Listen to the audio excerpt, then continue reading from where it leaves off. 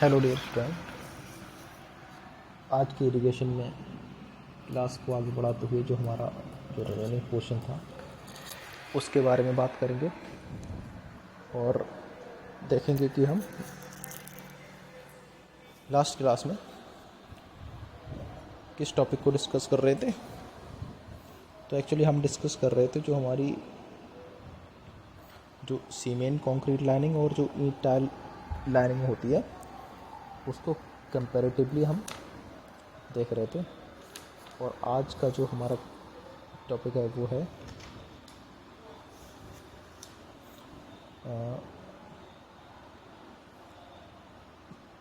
Cement concrete block lining. देखते हैं क्या है ये।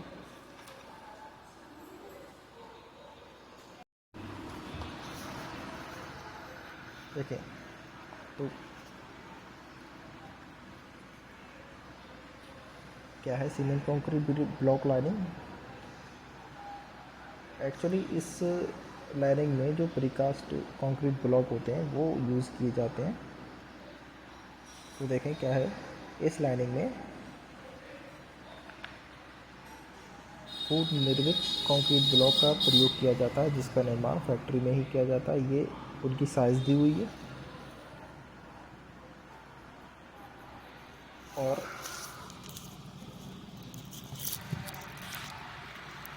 इनका भार इतना रखा जाता है कि 2 श्रमिकों द्वारा आसानी से उठाया जा सके।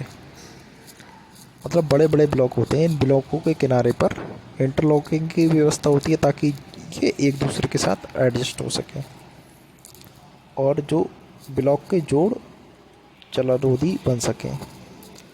अब जो नेक्स्ट टाइप की वो है जो लाइनिंग है वो है पैडल क्ले लाइनिंग। ये लाइनिंग उन स्थान पर प्रयोग की जा सकती है जहां आसपास चिकनी मिट्टी प्रचुर मात्रा में उपलब्ध हो। इस मिट्टी में पानी मिलाकर अच्छी तरह से गूंथा जाता है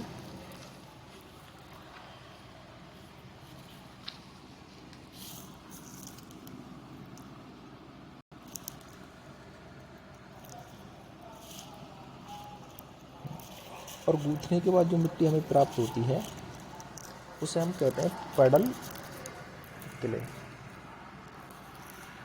और इसकी जो जो इम्परवेबिलिटी है इसको ज़रा याद रखें, कितनी है 50% है कि सिर्फ मिट्टी के ही यूज़ से हम 50%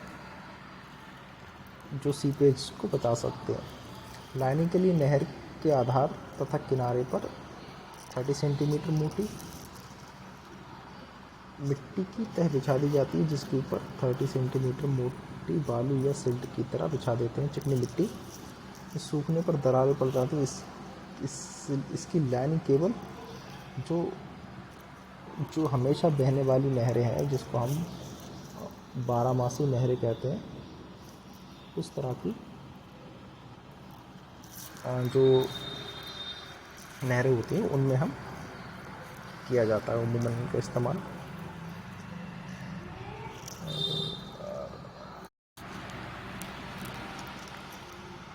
अब तो कई टाइप की हुए हैं गाइस, आप ज़रा एक आध इसको देख लेना।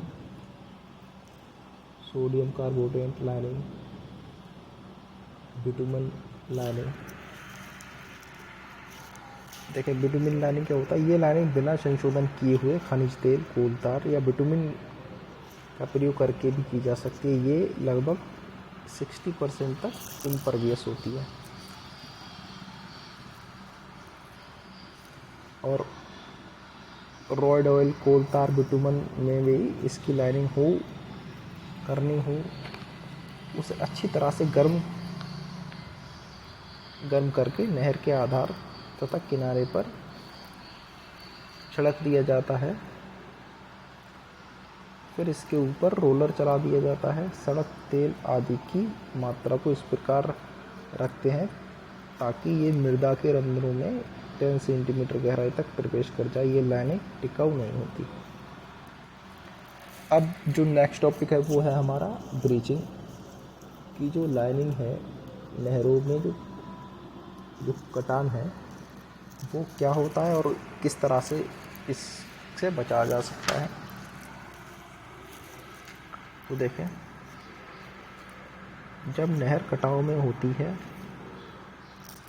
तो उसके तटबंध टूटने तथा दरारें पड़ने की संभावना नहीं होती, क्योंकि भारी परंतु भराव वाली नहरों में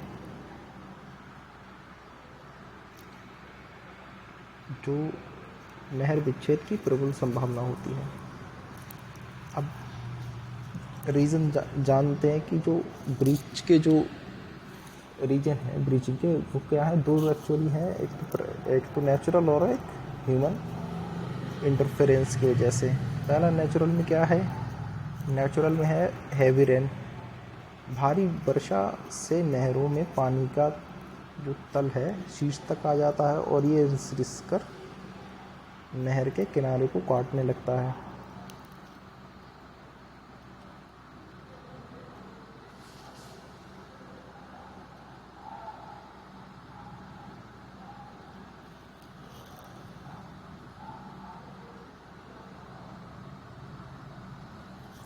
और जो दूसरा विंड स्टॉर्म, तेज़ आंधी से उठने वाली लहरों के किनारे काट देती हैं और जो तटबंध है टूट जाता है।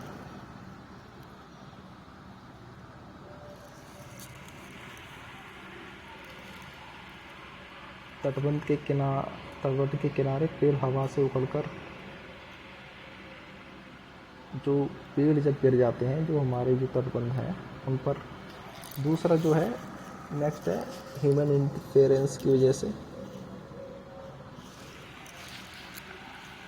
देखते हैं किस किस तरह से ह्यूमन इंटरफेरेंस के लिए।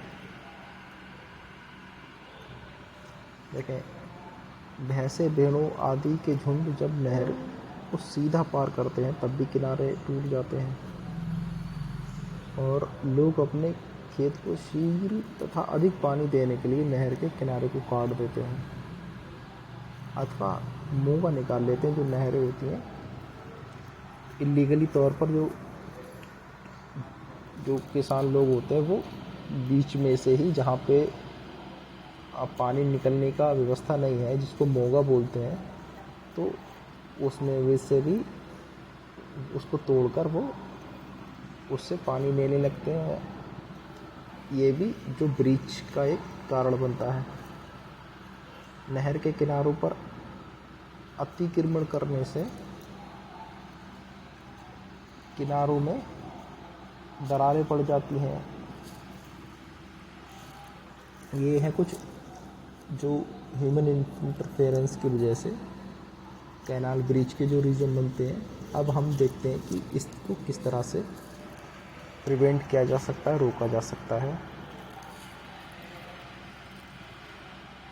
तो देखें, कुछ जनरली है जैसे कि नहर की समुचित देखभाल और नहर में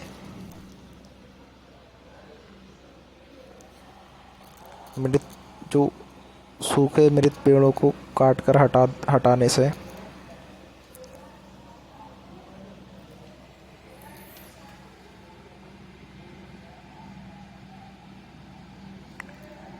अत्यधिक वर्षा के समय एस्केप कैनाल गाइस क्या होती है कि एक सिस्टम होता है। जब वाटर की क्वांटिटी ज़्यादा होती है तो उसको हम रखते हैं अतिरिक्त जल की निकासी के लिए। ये आप देख सकते हैं।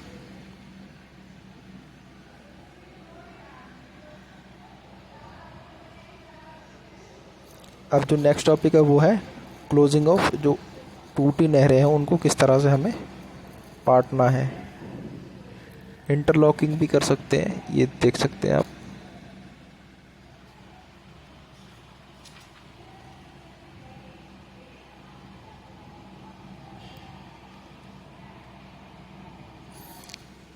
अब जो नेक्स्ट टॉपिक है वो है